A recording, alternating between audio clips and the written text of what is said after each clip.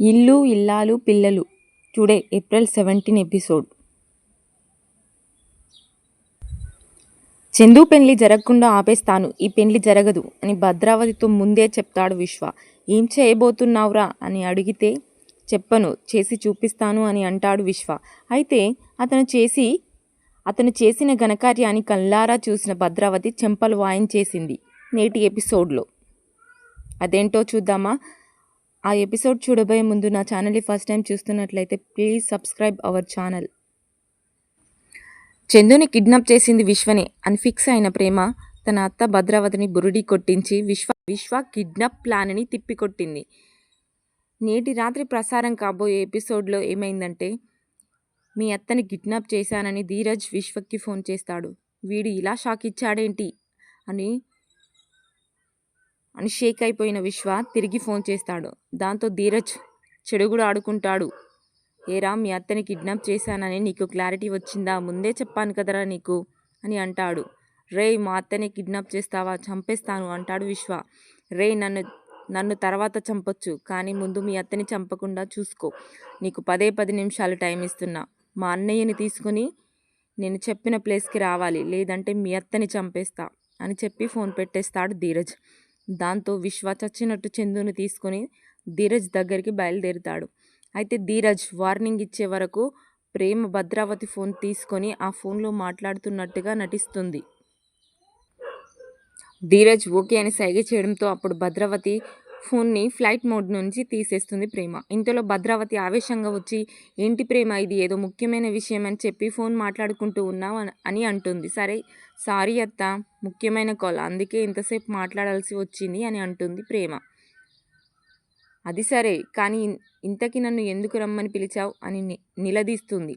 దాంతో ప్రేమ, ఇక్కడ కాదు అత్త, మనం వేరే చోటుకి వెళ్ళాలి అని అంటుంది ప్రేమ. ఏంటి, నాతో ఆటలాడుతున్నావా? తమాషాగా ఉందా? నీ మాట తీరు చూస్తుంటే నాకెందుకు డౌట్గా ఉంది, ఏంటో చెప్పు అని సీరియస్ అవుతుంది భద్రావతి. దాంతో ప్రేమ, కోప్పడకత్త, మీరు ఎదురు చూసే విషయం, మీకు సంతోషం కలిగించే విషయం అని చెప్పాను కదా, నన్ను నమ్మండి అత్త. మనం అక్కడికి వెళ్ళగానే నేను ఎందుకు రమ్మన్నానో మీకే క్లారిటీ వచ్చేస్తుంది. పదండి అత్త, వెళ్తాం అని భద్రావతిని ఒప్పిస్తుంది. సరేనని భద్రావతి ప్రేమ చెప్పిన చోటుకే బయలుదేరుతుంది. భద్రావతి కారులో వెళ్తుంటే, కారు వద్దులే అత్త, నా స్కూటీపై వెళ్దాం, చాన్నాళ్ళు అవుతుంది అత్త నిన్ను స్కూటీ ఎక్కించుకొని, రా అత్త, సరదాగా స్కూటీపై వెళ్దాం అని అంటుంది ప్రేమ. సరేనని ప్రేమ స్కూటీ ఎక్కేస్తుంది భద్రావతి. అలా భద్రావతిని స్కూటీ ఎక్కించుకొని చైన్లగట్ల మధ్యకి తీసుకొని వెళ్తుంది ప్రేమ. అప్పటికే విశ్వ చందును తీసుకొని రౌడీలతో అక్కడ వెయిట్ చేస్తుంటాడు కారులో. ఇంతలో ధీరజ్ వస్తాడు. వీడెందుకు వచ్చాడు ఇక్కడికి అని భద్రావతి షాక్ అయిపోతుంది. అన్నీ చెప్తాను, కాసేపు వెయిట్ చేయండి అత్త అని అంటుంది ప్రేమ.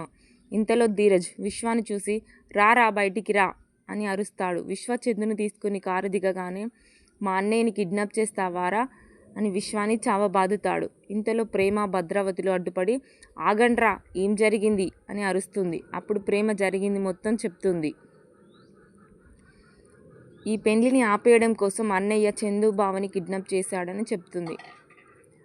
నీతో మాట్లాడాలని పిలిపించింది నీతో మాట్లాడడం కోసం కాదు, చందు బావని విడిపించడం కోసమే. ఇలా చేయడం తప్పని తెలుసు, కానీ తప్పలేదు.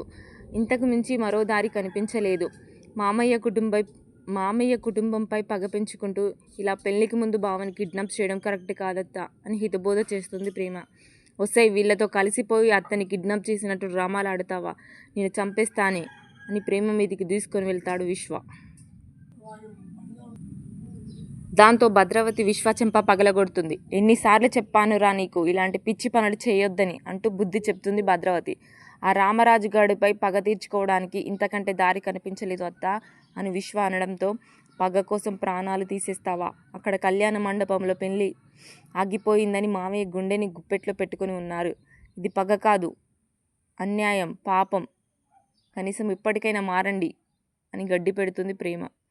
వీడు మారడు అని విశ్వపైకి ధీరజ్ దూసుకొని వెళ్ళడంతో అడ్డుకున్న ప్రేమ, ఇది గొడవపడే టైం కాదు, ముహూర్తానికి టైం అవుతుంది, వెళ్ళి బావగారిని తీసుకుని రా అని అంటుంది ప్రేమ.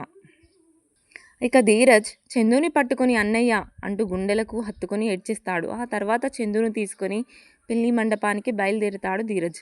అనంతరం ప్రేమ భద్రావతి అత్తని నమ్మించి గొర్రెని చేసినందుకు చేతులెత్తి దండం పెట్టి క్షమాపణ చెప్తుంది. ఇక భద్రావతి క్షమించేస్తున్నట్లు మౌనంగా ఉండిపోతుంది. ఇక పెళ్లి మండపంలో 2 రోజుల క్రితం కుప్పకూలిన రామరాజు ఇంకా అలాగే ఉన్నాడు. ఎంత వెతికినా అన్నయ్య కనిపించలేదు నాన్న అని సాగర్ వచ్చి చెప్తాడు. మరోవైపు పెళ్లి ఆగిపోయినందుకు శ్రీవల్లి బోరున ఏడుస్తూ ఉంటుంది. అయితే వేదవతి మాత్రం చిన్న కొడుకు వస్తాడు, పెద్దోడిని తీసుకొని వస్తాడు అని నమ్మకంగా చెప్తుంది. ఆమె అన్నట్టుగానే పెద్దోడిని తీసుకొని వస్తాడు. ఆ తర్వాత పెళ్లి తనతో జరుగుతుంది.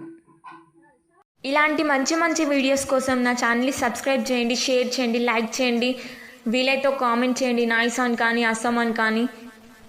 Thank you.